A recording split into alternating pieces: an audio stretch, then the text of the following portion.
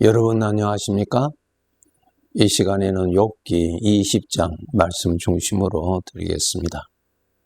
26절의 기록을 보면은 큰 어둠이 그를 위하여 예비되어 있고 사람이 피우지 않은 불이 그를 멸하며 그 장막에 남은 것을 해치리라 하는 죄인들을 향하여서 마련되어 있는 형벌에 관한 기록이 있습니다. 여러분, 만물의 주인은 하나님이십니다. 사람은 피조물입니다. 사람이 주인이 아닙니다. 여러분 꼭 하루하루 사실 때 주인의 것임을 잊지 마시고 주인 앞에서 인생을 사는 것임을 알고 또 이 나그네 삶을 마치면은 이 나그네 장소를 떠나서 이제 영원히 정착해서 살 곳으로 우리가 가게 됩니다. 그곳에 가면은 모든 사람들이 주인이 되시는 하나님 앞에서 어떻게 살았느냐 하는 심판을 받습니다. 그 심판에서 죄가 있는 자는 죄가 크든 작든 죄가 있는 자는 죄인으로서 그 죄에 따라서 형벌이 있습니다. 그런데 그 형벌이 10년, 20년이 아니고 영원한 형벌이라고 하나님께서 알려주시고 계십니다. 여러분 많이 들으셔서 잘 아시고 계시죠? 문제는 이 사실을 믿느냐 하는 것이 문제입니다. 아는 것하고 믿는 것하고는 다르지요. 들으면은 기억이 되기 때문에 알 수 있습니다. 그러나 들어서 알았던 것을 내가 믿게 되면은 반드시 거기에 대한 준비를 하게 되어 있습니다. 그 준비가 없으면은 지식적으로 아는 사람이지 그 사실을 믿지 아니하는 것이요. 그렇게 말씀하신 하나님을 불신하는 것이 되는 것입니다. 여러분 우리가 이 세상에서 죽는다라고 하였을 때 사람이 죽는 것 아닙니다. 사람은 영적인 존재이기 때문에 죽지 아니하는 존재로 창조주 하나님이 지으셨어요. 그래서 나라는 존재는 영원히 삽니다. 죽음이 없습니다. 그런데 우리가 이 나그네 길에서 이 세상에서 이웃 사람이 죽는 그것은 무엇인가? 그 사람이 이 나그네 길에서 이 세상에서 사는 동안에 사용할 수 있는 그 몸을 벗어버리고 영원히 살 곳으로 이동하기 때문에 벗어버려진 몸이 죽는 것입니다. 그 사람이 사용하였던 몸이 죽는 것이지 그 몸을 사용하였던 그 사람이 죽은 것이 아닙니다. 그래서 우리 믿는 사람은 장례식에서 고인이라고 부르는 것이 아닙니다. 그대로 살아 있습니다. 반드시 우리가 이 세상의 삶을 마치게 되는 결정도 나 스스로에게 있는 것이 아니고 주인의 결정에 의해서 이 세상의 삶이 마감되고 주인에 의해서 이 몸을 벗어버리고 내가 영원히 살 곳으로 이동이 됩니다. 이 모든 일은 내가 하는 것이 아니고 주인 되시는 하나님이 다 하십니다. 그러면은 우리가 이 세상에서 살았던 내가 또 그곳에 가서 사니까 이 세상에서 살았을 때 지은 죄는 내가 그곳에 가도 그 죄는 다 가지고 갑니다. 세상의 것은 하나도 가져갈 수 없고 몸도 다 벗어버리고 세상의 것 다 벗어버리고 갑니다. 그런데 가져가는 것은 자기가 지은 죄는 가져갑니다. 왜? 그 죄를 지은 나 자신이 살고 있기 때문에 그 죄에 대한 책임은 나에게 있는 것입니다. 그래서 반드시 이 세상의 삶을 마치면은 주인 앞에서 모든 사람들은 심판을 받습니다. 죄가 있으면은 죄인이 되죠. 그리고 그 사람의 죄에 따라서 형벌을 받게 되어 있습니다. 아주 공평하지요? 아주 공평합니다. 그런데 그 죄의 형벌이 무겁든 좀 가볍든 우리가 일생 동안 지은 죄니 가벼운 죄라고 할 수 없죠. 아주 작은 가벼운 죄일지라도 일평생 지었으니 그 죄를 합치면은 큰 죄가 됩니다. 하나님의 법을 가지고 심판을 받습니다. 이 세상에 하나님께서 교회를 두신 목적은 첫째로는 우리 죄인이 어떻게 하면은 죽기 전에 이 몸을 벗어버리고 영원히 살 곳으로 가기 전에 죄의 심판을 받기 전에 이 세상에서 죄의 문제를 어떻게 해결할 수 있느냐 하는 하나님이 만들어 놓으신 은혜의 법, 특별한 법을 외쳐주기 위해서, 알려주기 위해서, 전하기 위해서 교회가 있습니다. 어떠한 죄인일지라도 하나님 앞에서 하나님이 용서해 주실 수 있는 특별한 법이 있습니다. 그 법이 누구든지 예수 그리스도를 구주로 영접하고 모시고 살면은 그렇게 하면 하나님께서 나의 일평생의 모든 죄, 행동으로 지은 죄, 말로 지은 죄, 생각으로 지은 죄, 모든 죄를 하나님이 사하여 주신다고 하는 우리 죄인을 구원하여 주시기 위한 유일한 법을 제정해 두신 것입니다. 이 법을 알려주어야 됩니다. 여러분, 이 자리에 함께 하시는 여러분은 하나님께서 마련해 놓으신 이 죄인들을 구원해 주시는 이 특별한 법의 혜택을 받을 수 있는 사람이 되었습니까?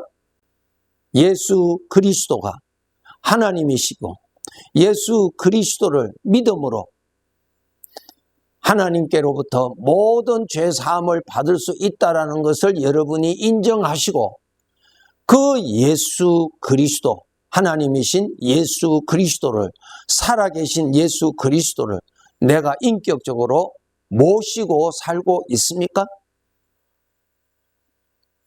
예수님에 관한 지식은 가지고 있을 수 있습니다만은 그 예수님은 하나님이시기 때문에 얼마든지 그 예수님은 나와 함께 하실 수 있는 분이시고 나와 함께 하실 수 있는 그 예수님을 내가 영접하여서 내가 모실 수가 있는 살아계신 분이십니다.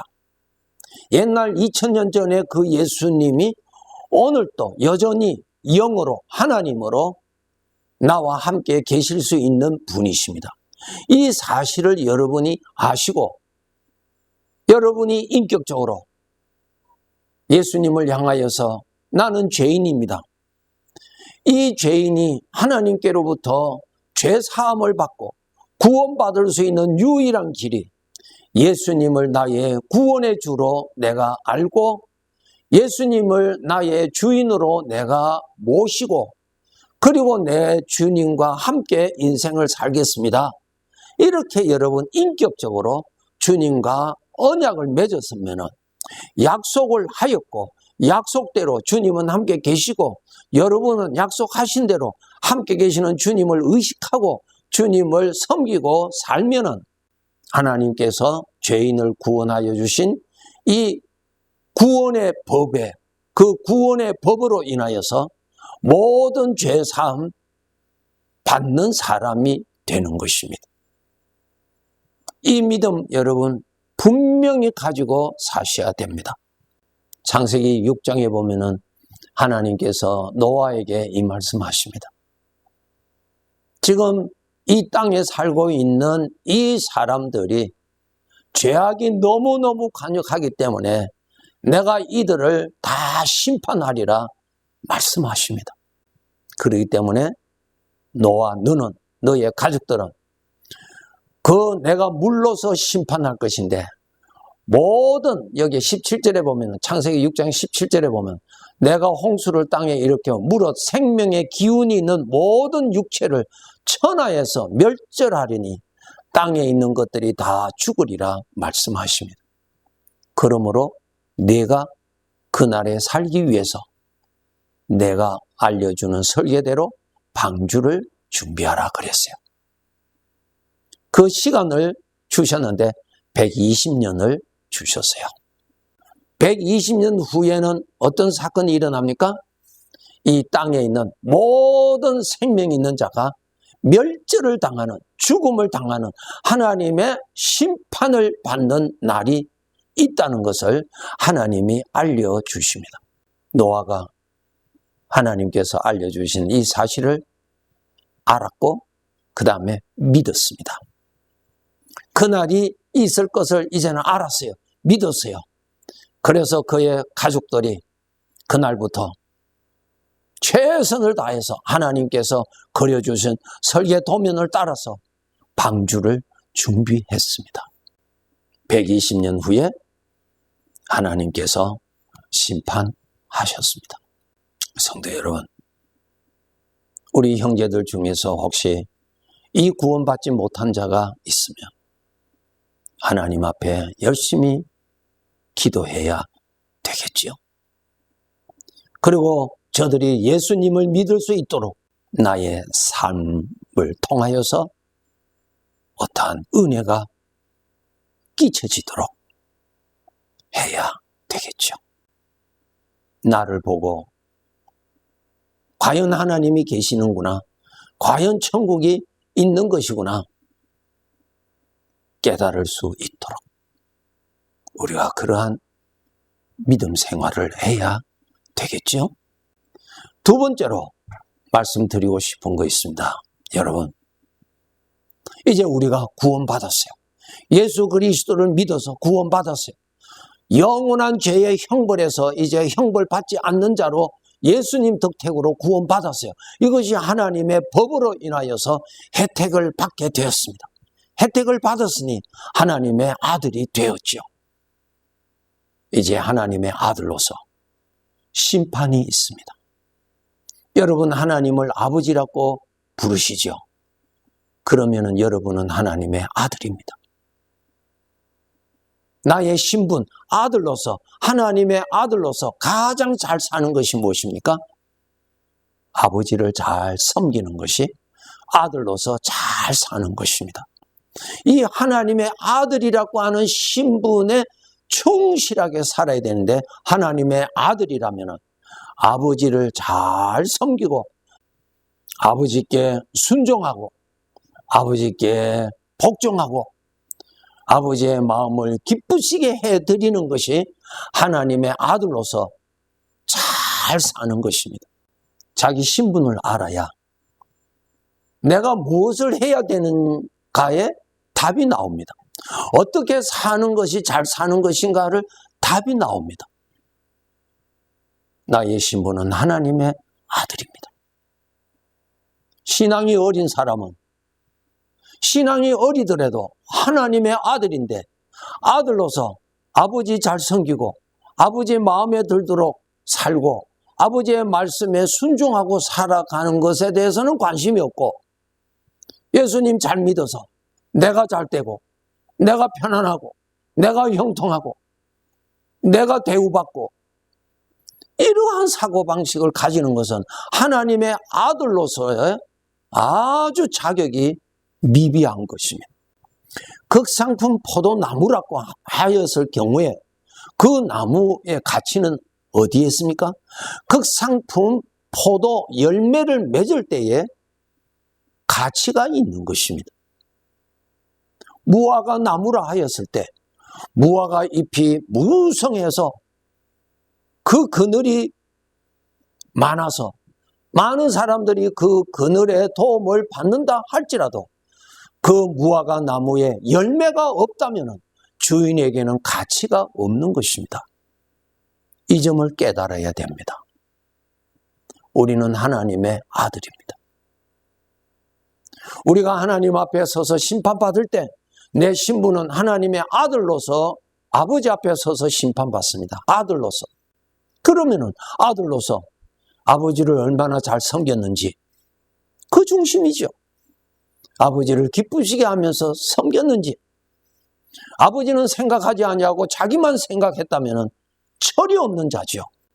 아버지를 높일 줄 알고 아버지를 모실 줄 알고 아버지를 섬길 줄 알아야 이것이 아들로서 잘 사는 것이고, 세상살이 바쁘다고 해서 입으로만 아버지 아버지하고 마음은 세상으로 가 있고 세상을 즐기고 생각은 하나님 생각은 별로 하지 아니하고 대부분 세상의 것만 생각한다면 아들로서 아버지를 멀리한 삶을 산 자가 되는 것입니다.